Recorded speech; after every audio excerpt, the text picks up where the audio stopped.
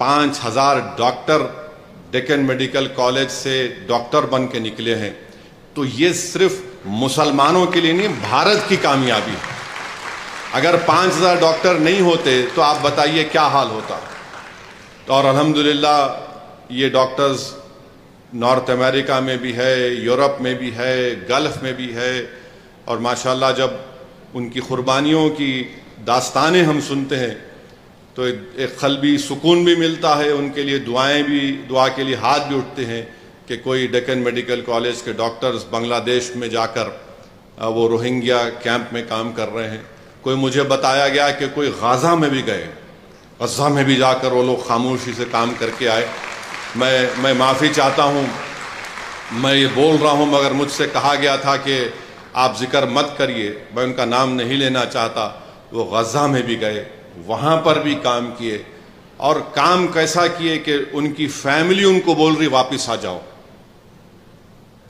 وہ وہاں پر بولے 8 دن کے لیے جا رہا ہوں، پھر اس کو بڑھاتے مہینہ 2 مہینہ روک وہاں پر ہے۔ بہرحال ایک جذبہ ہے، اور آپ تمام کو مبارکباد، اور ہمارے اکبر الدین اویسی صاحب کو بھی مبارکباد، اور آپ تمام کو انشاءاللہ تعالی اللہ ہم سے یہ نیک کام لے رہا ہے، اور انشاءاللہ تعالی یہ نیک کام آگے بڑھتا رہے گا۔ اور آپ جتنے ہمارے لوگ جو باہر ہیں، میری آپ سے ایک گزارش ہے کہ آپ دعا بھی کریے آپ کے اس کالج کے لیے، اور جس طریقے سے بھی آپ ڈیکن میڈیکل کالج کو مضبوط کرنا چاہتے ہیں، میں بحیثیت چیئرمین اپنے ٹرسٹیز کے موجودگی میں کہہ رہا ہوں کہ ہمارا دل کھلا ہے۔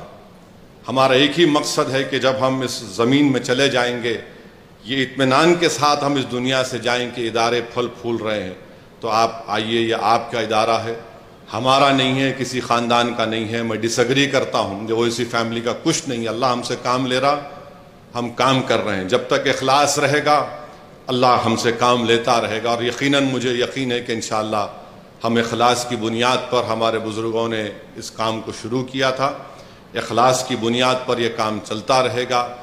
اللہ کی ذات پر ہم نے توکل کیا، ہمارے دلوں میں رسول اللہ صلی اللہ علیہ وسلم سے محبت کوٹ کے بھری ہوئی ہے، اور انشاءاللہ تعالی اللہ نے اسی کو بنیاد پر اللہ نے اس اداروں کو مضبوط بھی کیا، آگے بھی بڑھ رہے ہیں۔